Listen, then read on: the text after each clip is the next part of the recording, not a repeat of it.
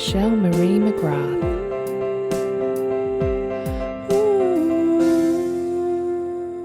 Welcome to Unclassified Woman, and today I'm speaking to Christine Rose Elle, a heart-centered business coach, certified Beautiful You life coach, and founder of the Heart-Centered Coach community.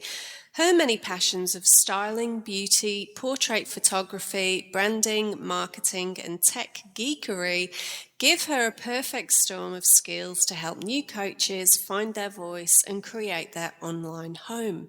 She lives to help coaches uncover exactly which of their many passions they're meant to bring into their coaching business so they can do the work that is most meaningful to them.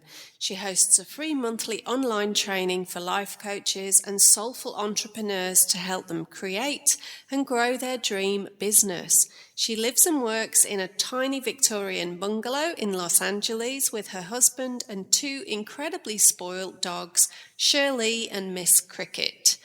Learn more about her work at christineroselle.com and join her coaching community at heartcenteredcoachcommunity.com. So hi everybody, and today I'm delighted to be talking to Christine Rose Elle. Hi Christine, so great to have you. Hey Michelle, thank you so much for having me. I'm delighted and I can't wait to talk to you about this topic.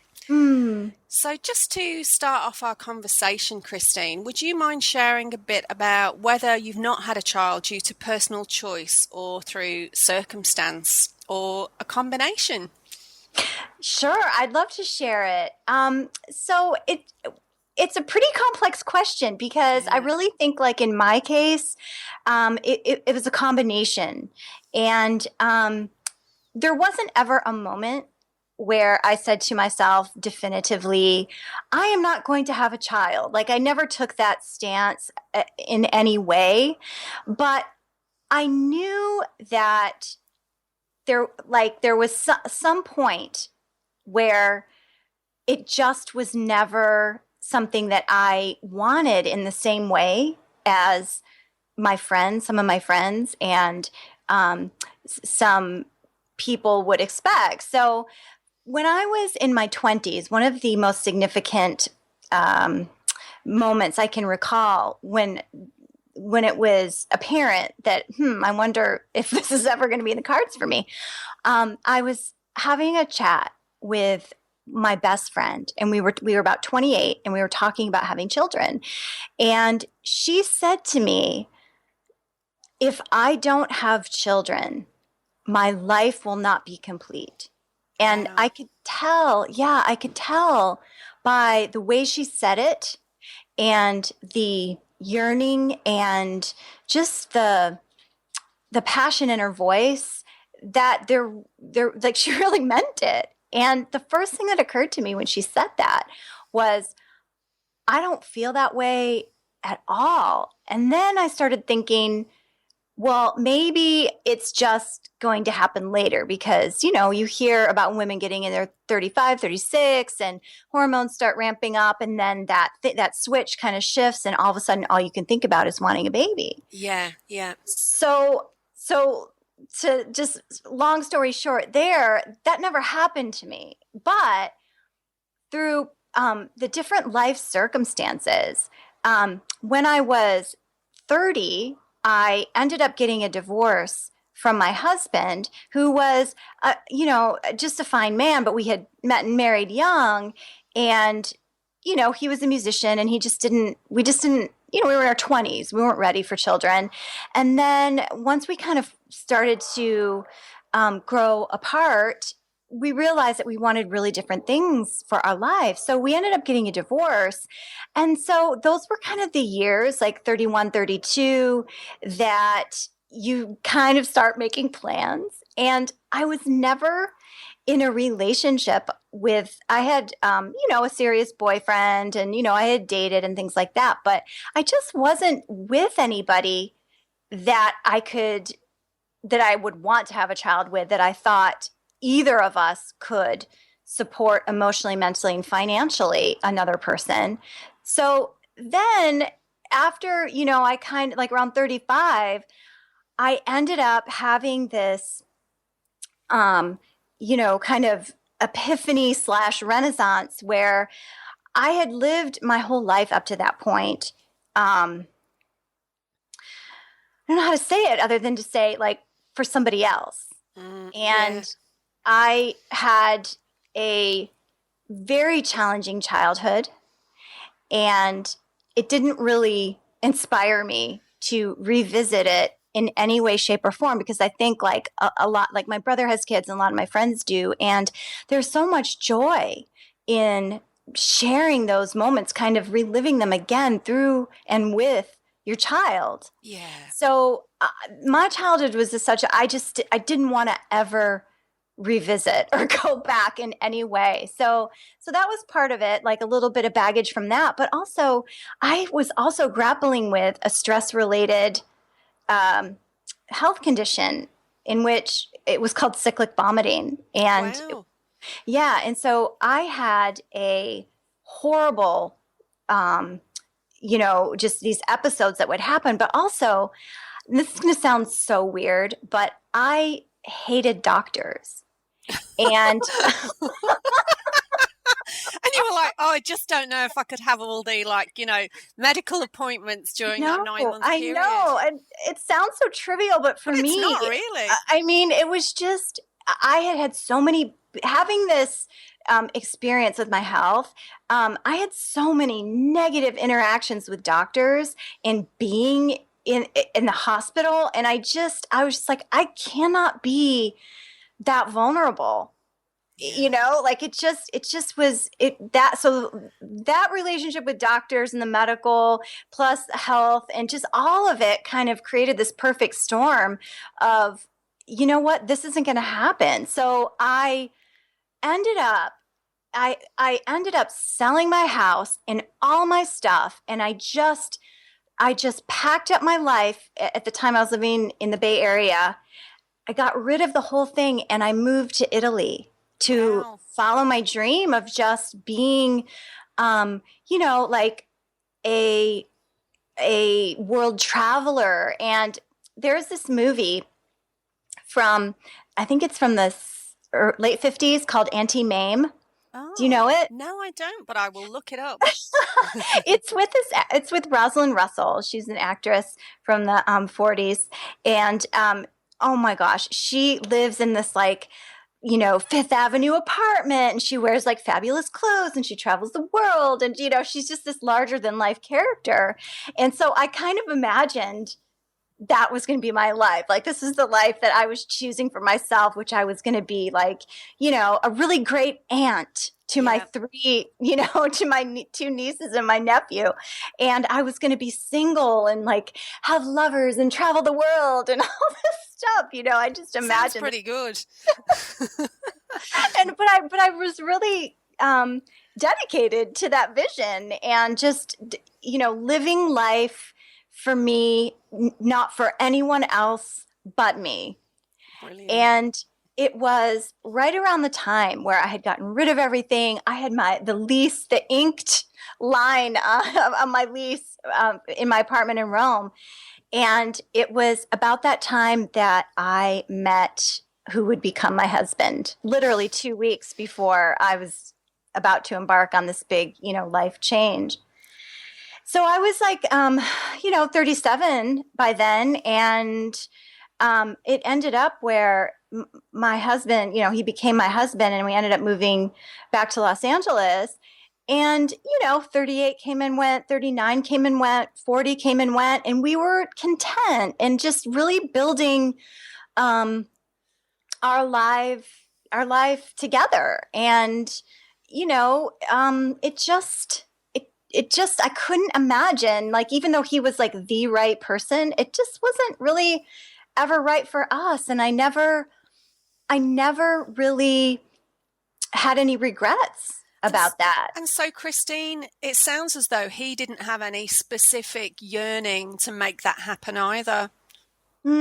Yeah, he didn't. In fact, he has a daughter from a previous relationship, and that relationship is lovely, and just, I think it was enough. Yeah. And he had told me, if you want it, we'll do it. And, he was extremely supportive, but I was just like, okay, well, let me put that in my back pocket. And if it comes, it just wasn't ever the thing that I really, truly wanted. And I would question myself, like, God, is it just me? Is this going to kick in? And am I going to regret, not ever having have done this? And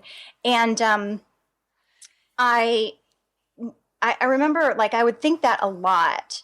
And then I would ask myself, well, would you get another dog? Yeah, just in case you might regret not getting another dog.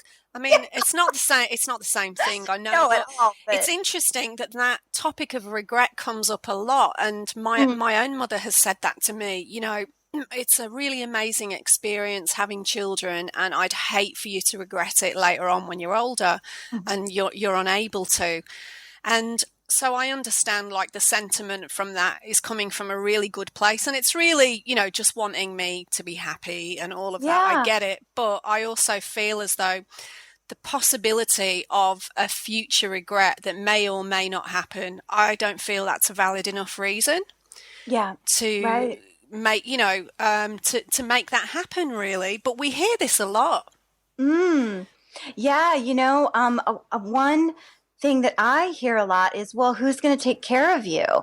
And I think about, like, the people I know that have adult children that want things from them, and that doesn't ever seem to work out. I mean, of course, you never know. Exactly, you never know. Exactly. And again, that's quite selfish, really. Like, you're not having children in order for them to provide care in your old age if you need it.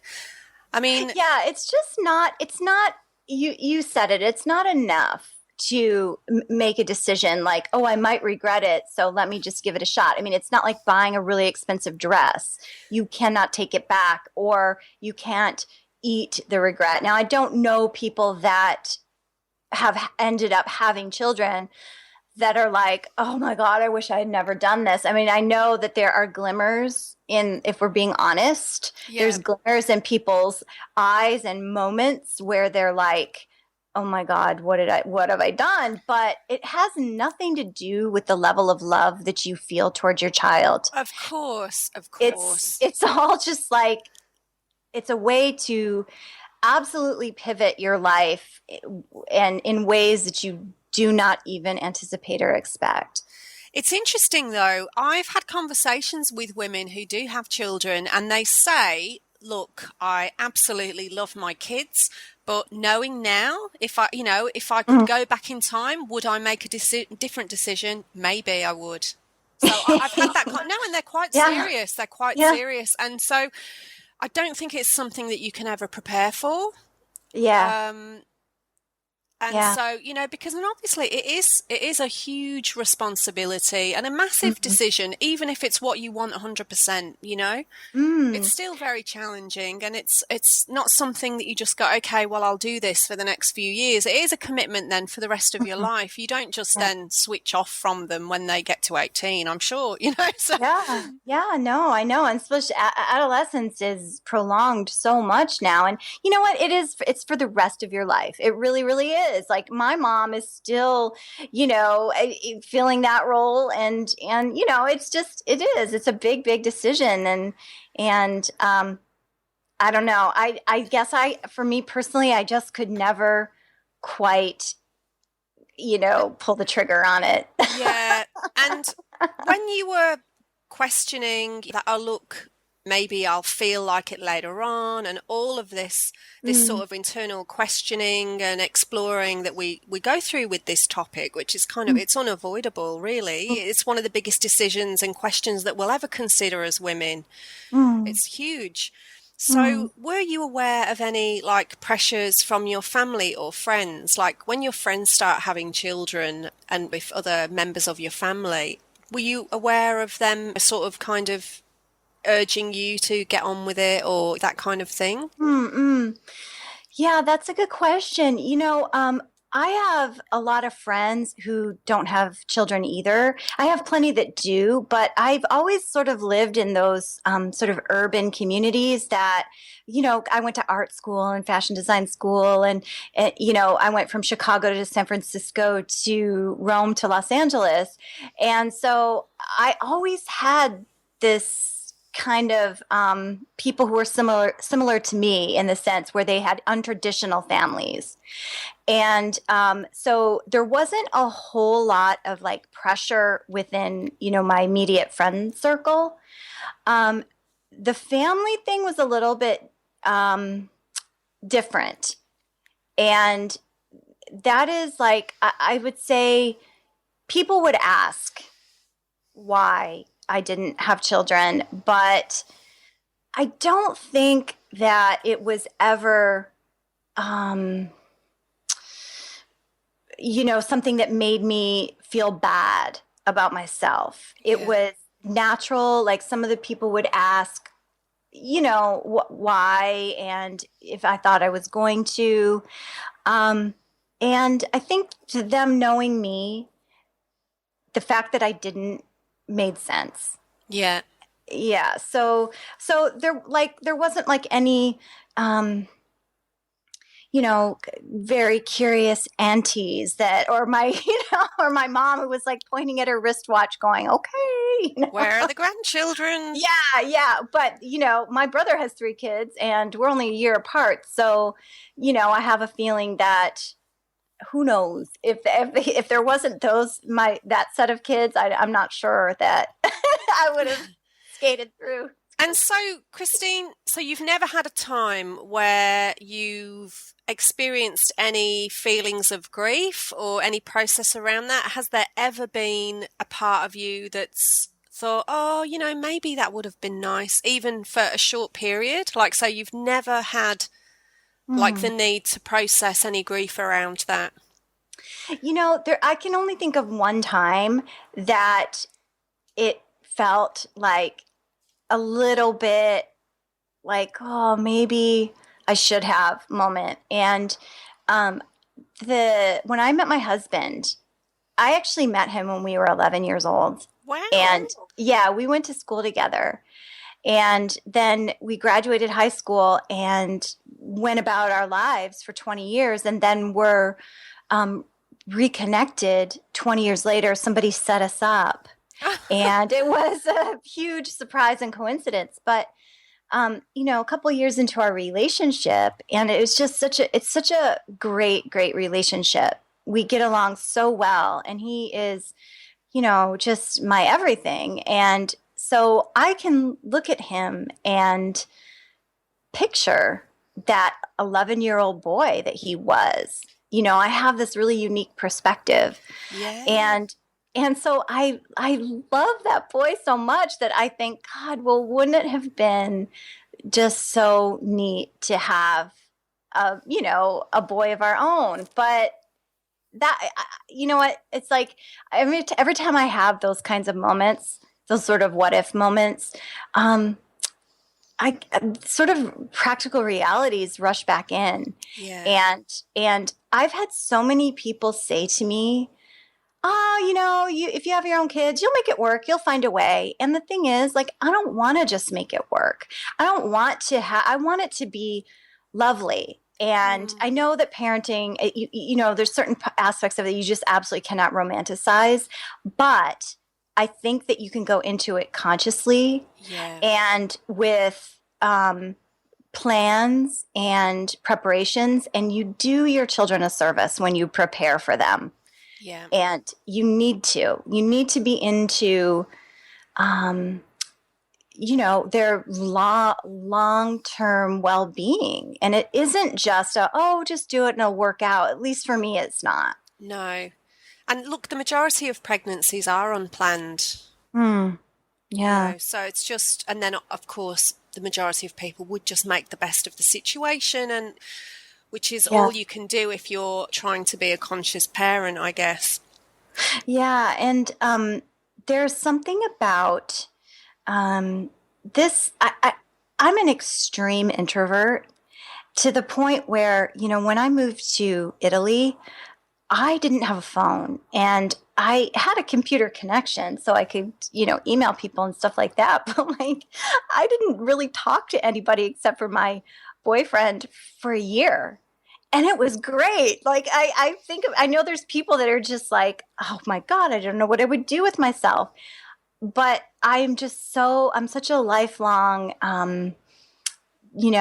dreamer, and I just can immerse myself in being in a place alone, and it's so fulfilling and inspiring for me. And the bottom line is I like to chill, and I like to just read and do things like that. And when I think about what it actually takes to have a kid and how tired you are, and how some people are so great at it. They're great at it. They show up and they are so giving and teaching and all of that stuff.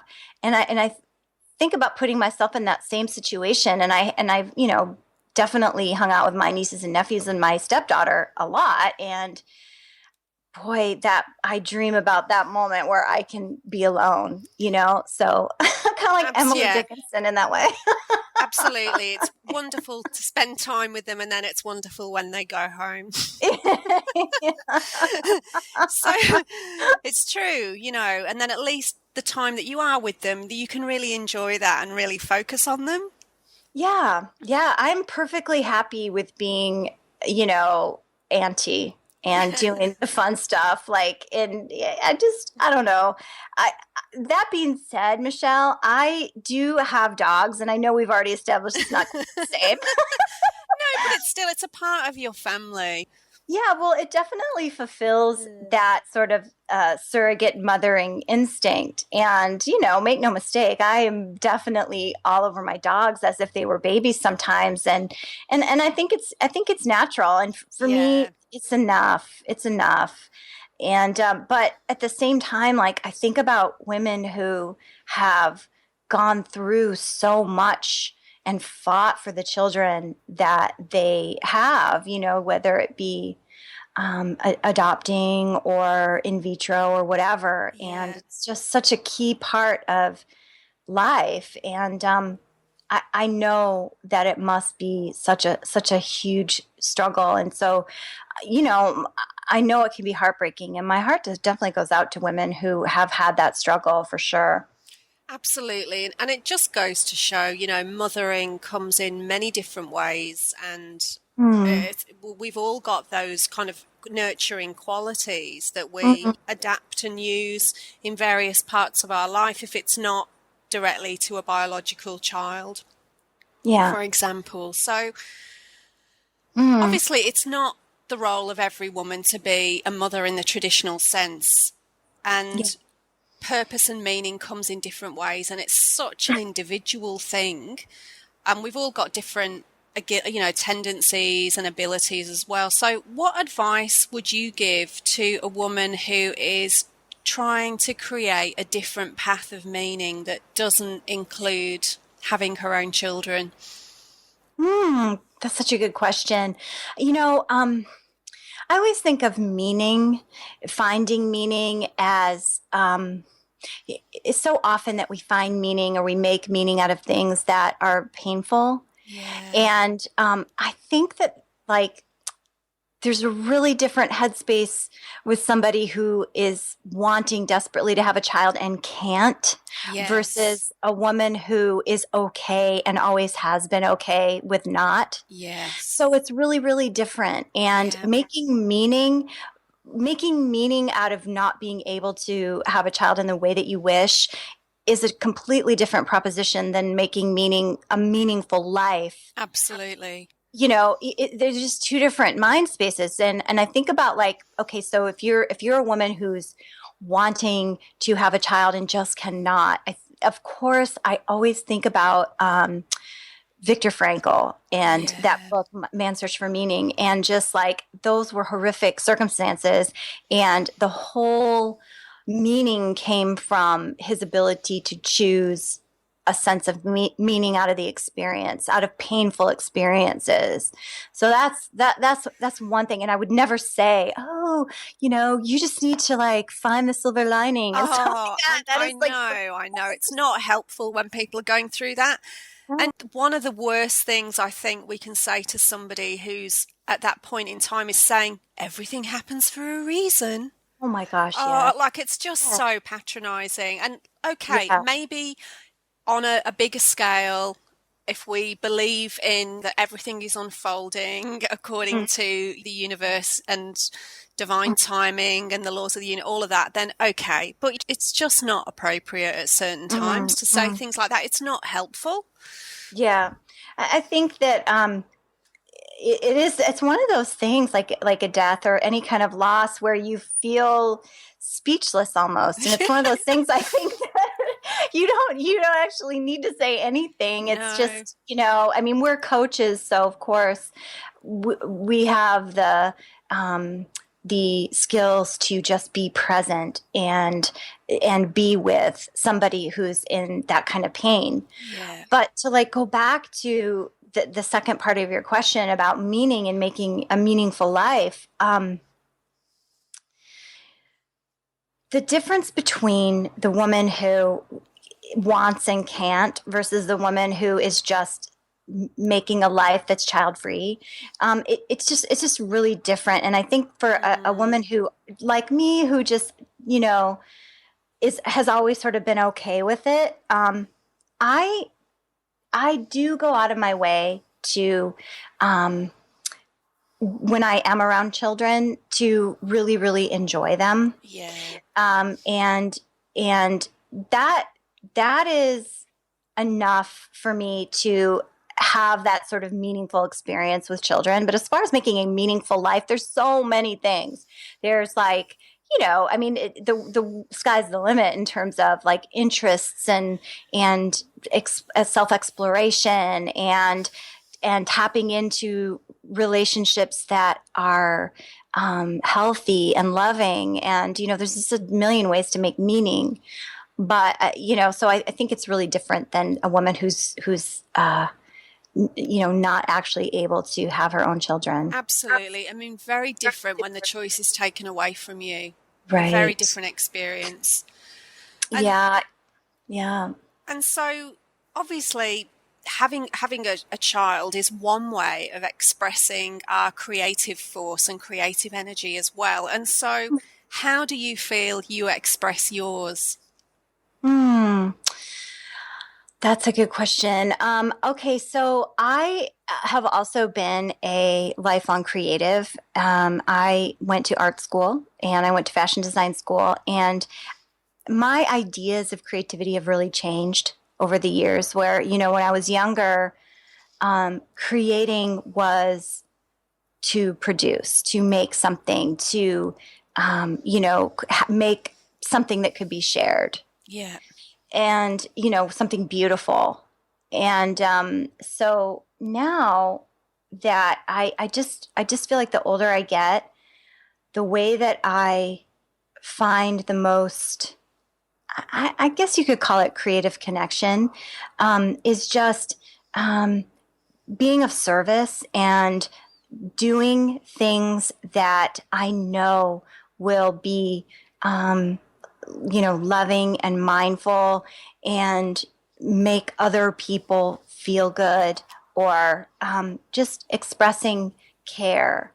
And so I used to have this very sort of adolescent view of creativity, where it had to be an art related sort of thing. Yeah. And now I just really feel like almost like I'm finally edited my life to be so simple.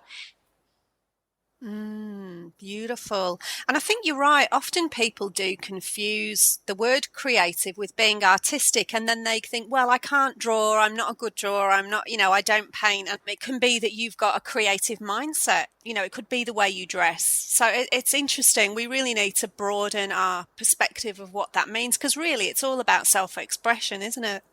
Yeah, that's a great point. Yeah, that's a great point. I mean, at some point, I think creativity serves us when we're trying to seek answers within, because there is all of this material that unprocessed is a great way. Like if you do put pen to paper or, paintbrush to canvas, what is in there when you mix it up will definitely come out.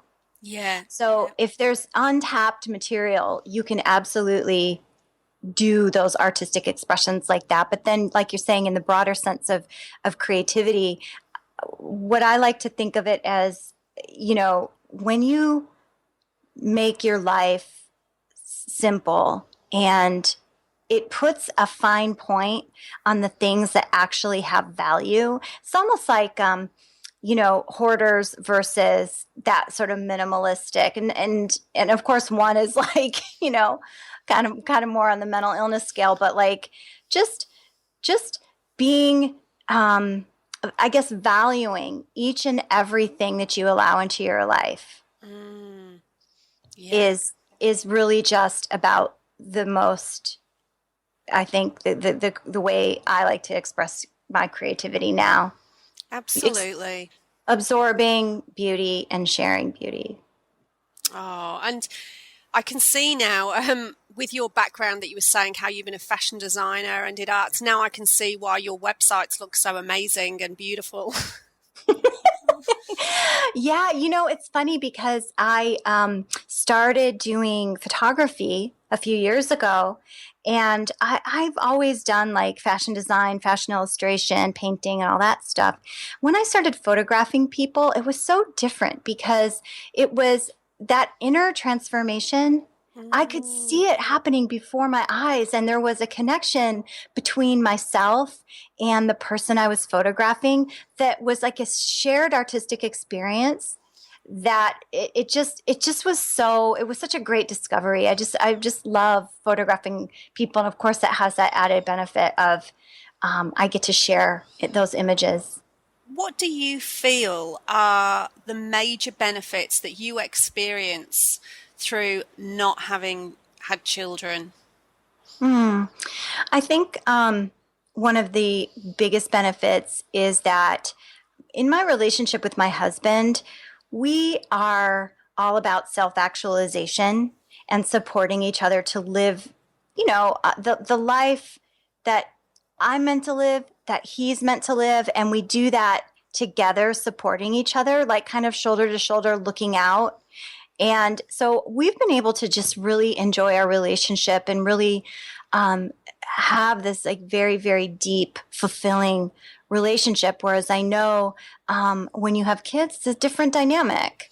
Yeah, and you just don't have the same amount of time as well. Right. Right. Yeah. So that's been one really beneficial thing. And I would say just for me personally, having a lot of personal time to read and to write and create, and that has been really, really lovely. And my hat goes, I tip my hat to women who are balancing it all. I don't know how they do it. I really don't. It looks just completely, the juggling act that mothers do is so impressive. And I don't know how they do it. It really is. I mean, it's quite amazing. Some of my friends with young children, I think, wow, I don't know how you manage to work, manage everything for them, still have time with your husband and all of that. It's really, they really sort of deserve a medal, I think. Yeah, definitely. And I think for myself, it's allowed me to, having this much personal time has allowed me to really, really look at the life that I've lived so far and really heal from a lot of, very deep past harm. And so knowing that I have come such a long way, I know is a fact because that I chose to focus on myself. And in that, I'm hoping that whatever I do create and put out to the world will have impact and meaning and be able to help somebody else. And I don't know that I would have been able to have this opportunity if I had had children. Well, thank you. And so, Christine, where's the best place for people to find you online? They can go to christineroselle.com. And I also have a community for coaches called the Heart Centered Coach Community. And so if you go to my website, christineroselle.com, you can find both links right there. Brilliant. Well, thank you so much for your time today. It's been so lovely to speak to you, and thanks for sharing all of your insights with us. Thanks, Michelle. Thank you.